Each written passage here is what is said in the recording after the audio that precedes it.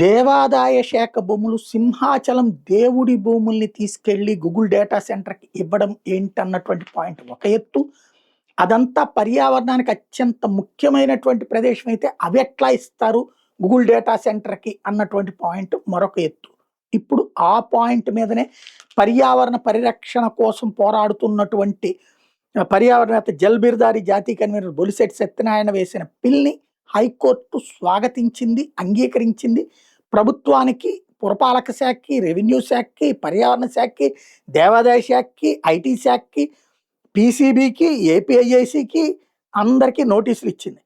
పర్యావరణ పరిరక్షణ నిబంధనలకు విరుద్ధంగా విశాఖపట్నం గ్రామీణ మండలం అడవివరం, ముడసర్లోవా గ్రామాల పరిధిలో సింహాచలం దేవస్థానం చెందిన 100 ఎకరాలను ఈ సంస్థకు బదలాయించారని పిల్లో బొలిశెట్టి పేర్కొన్నారు.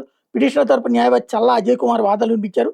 భూముల బదలాయింపు దేవాదాయ చట్టంలోని సెక్షన్ 81(b)కి విరుద్ధమన్నారు.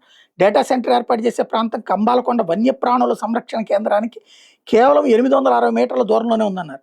ఆ భూముల్ని తిరిగి సింహాచలం దేవస్థానానికి అప్పగించాలా ఆదేశించాలని కోరారు. రాష్ట్ర ప్రభుత్వం తరపున ఏజీ దమ్మాలపాటి శ్రీనివాస్ వాదన వినిపించారు. భూములు బదలాయిస్తున్నామని పిటిషనర్ అపోహపడుతున్నారని, లీజు పద్ధతిలో డేటా సెంటర్ పార్కుకి భూమి కేటాయిస్తున్నామన్నారు. పర్యావరణ అనుమతులు, భూ కేటాయింపు 2 అంశాలను ఒకే వ్యాజ్యంలో సవాల్ చేయడానికి వీల్లేదన్నారు.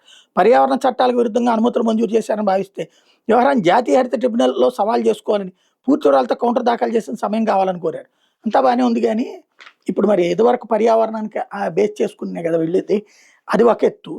ఇక్కడ ఒకసారి ఆ ప్రాంత పర్యావరణం మారిపోయాక, గుంటలు తీసేసి మొత్తం అయిపోయాక మళ్ళీ ఒకవేళ వెనక్కిస్తే అదంతా పాత పద్ధతిలో అడవిలాగా సెట్ అవుతుందా? ఇది కదా అసలు పాయింట్. బట్ ఓవరాల్గా బొలిశెట్టి అయితే పోరాటం అని యాక్సెప్ట్ చేసింది హైకోర్టు.